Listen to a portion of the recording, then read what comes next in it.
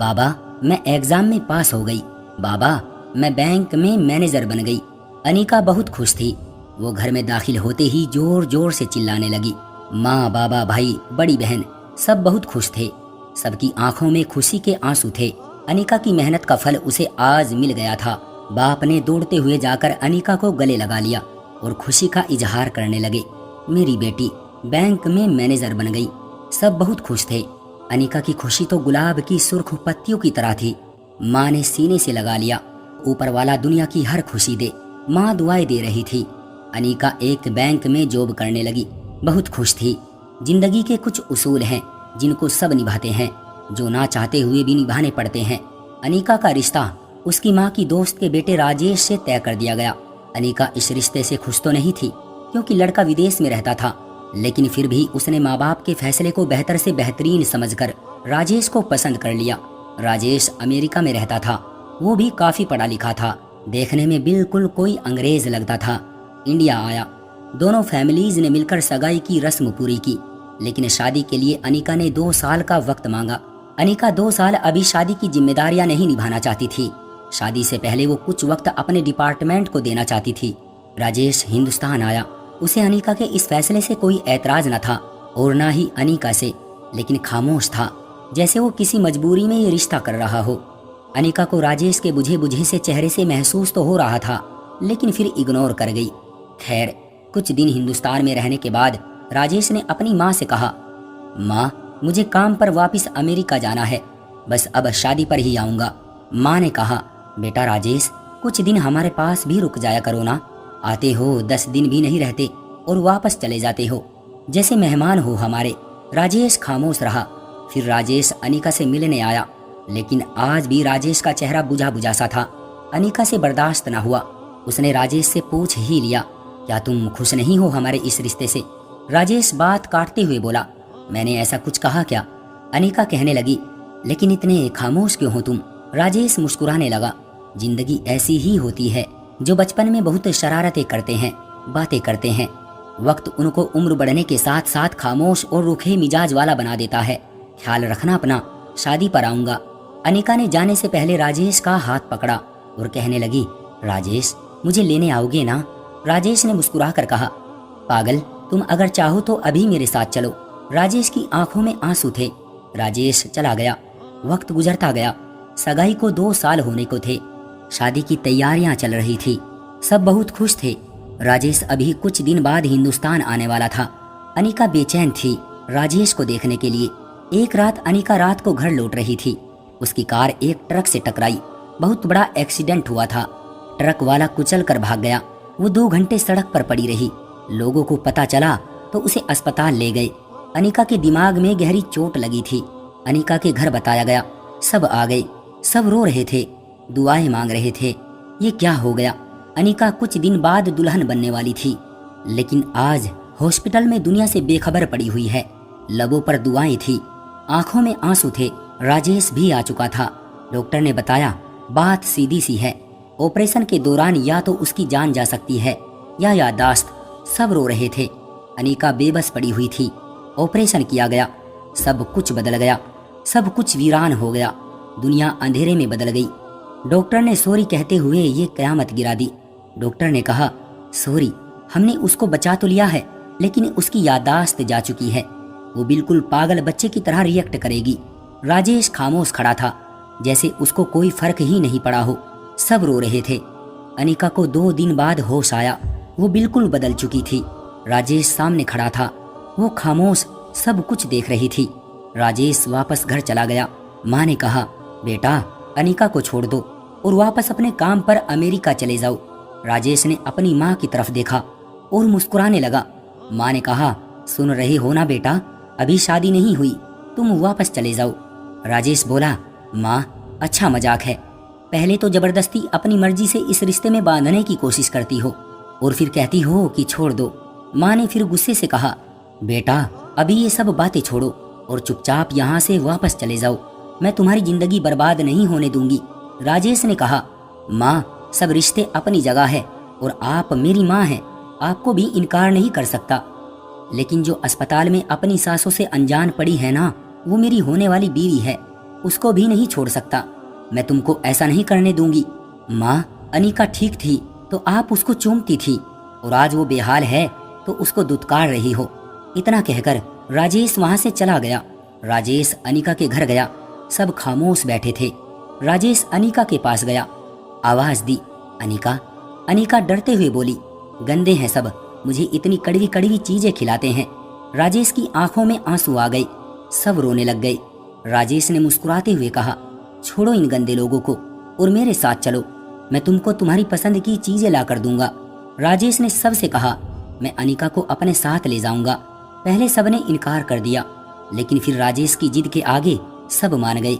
राजेश अनिका को अपने साथ ले गया। जहां वो काम करता था वहां डॉक्टर से मशवरा किया, चेकअप करवाया।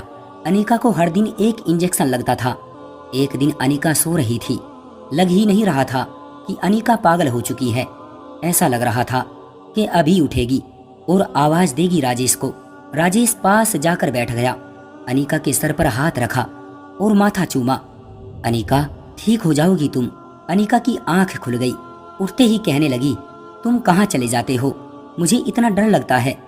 वो अंकल है ना, वो सफेद कपड़ों वाले लोग, उन्होंने मुझे इतनी जोर से इंजेक्शन लगाया था। राजेश ने कहा, जाओ पागल, छोटे से इंजेक्शन से डर गई तुम? अनिका ने मुंह बनाते हुए कहा, अच्छा अच्छा, तो तुम लगवाना अब की बार, जब वो आएंगे तो तुम लगवाना। राजेश ने मुस्कुराते हुए कहा, ठीक है, मैं लगवा लूंगा। चलो अब खाना खा लो थोड़ा सा।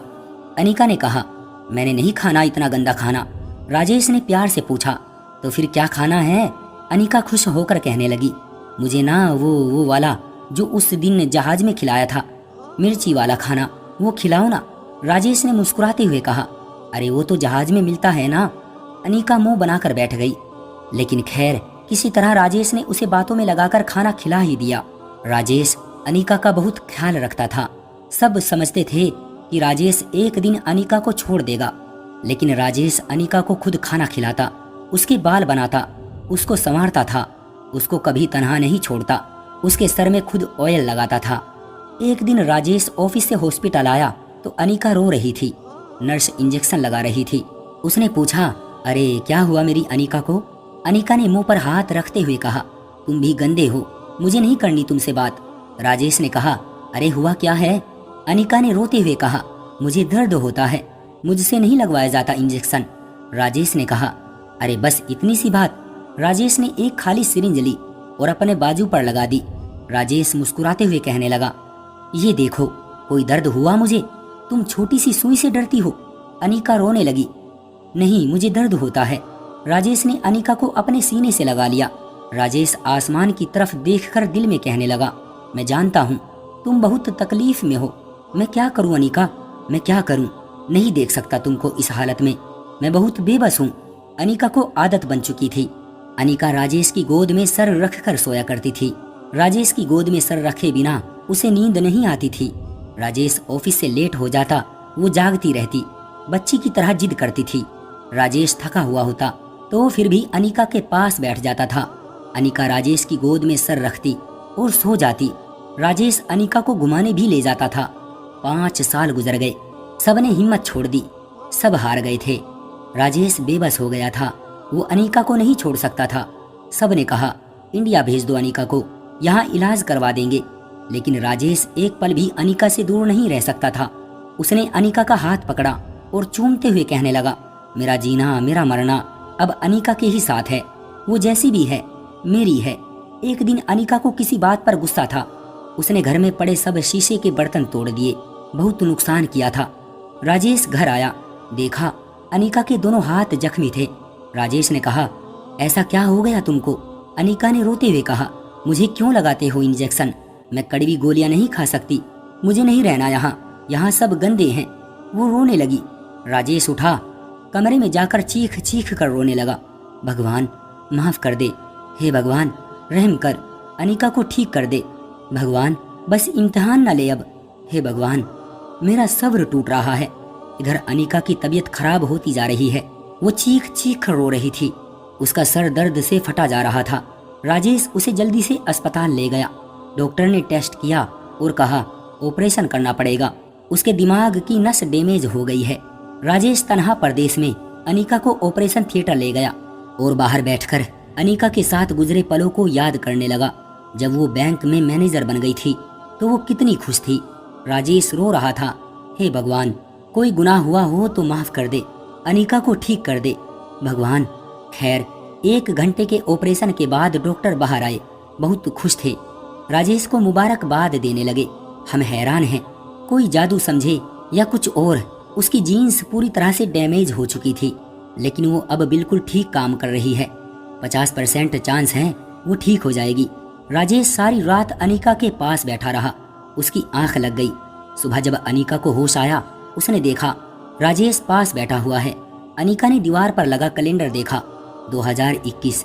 उसका सर चकराने लगा। कहाँ हूँ मैं, उसने राजेश से कहा। राजेश ने जब अनिका के मुंह से अपना नाम सुना तो उसकी आंखों से खुशी के आंसू बहने लगे।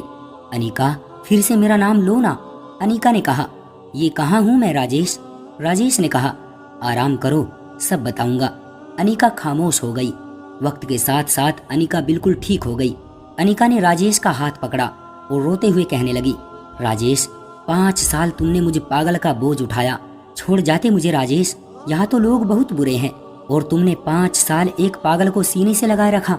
राजेश ने अनिका के माथे को चूमा और कहने लगा, हम सफर कभी छोड़कर नहीं जाते। कबूल करने के बाद छोड़ जाने वाला हम सफर नहीं, सौदेबाज होता है। मेरी जान, अनिका को सीने से लगा लिया। अनिका को कहने लगा, तुम्हें अच्छे वक्त में अपना बनाकर बुरे वक्त में छोड़ जाता, इतना बेगैरत नहीं हूं मैं। अनिका ने आसमान की तरफ देखा और ऊपर वाले का धन्यवाद किया कि उस ईश्वर ने एक साथ निभाने वाला जीवन साथी दिया है। तो दोस्तों, ये थी हमारी आज की कहानी। आपका क्या कहना है अनिका और राजेश के इस प्यार भरे मोहब्बत के रिश्ते के बारे में? कमेंट करके हमें जरूर बताएं। वीडियो को लाइक कर दीजिए और इसी तरह की कहानियां देखने के लिए चैनल को सब्सक्राइब कर लीजिए। साथ में बेल आइकन को दबाकर ऑल पर कर लीजिए ताकि आने वाली वीडियो का नोटिफिकेशन आपके पास तुरंत पहुंचे। मैं मिलता हूं आपसे अगली वीडियो में, तब तक के लिए धन्यवाद।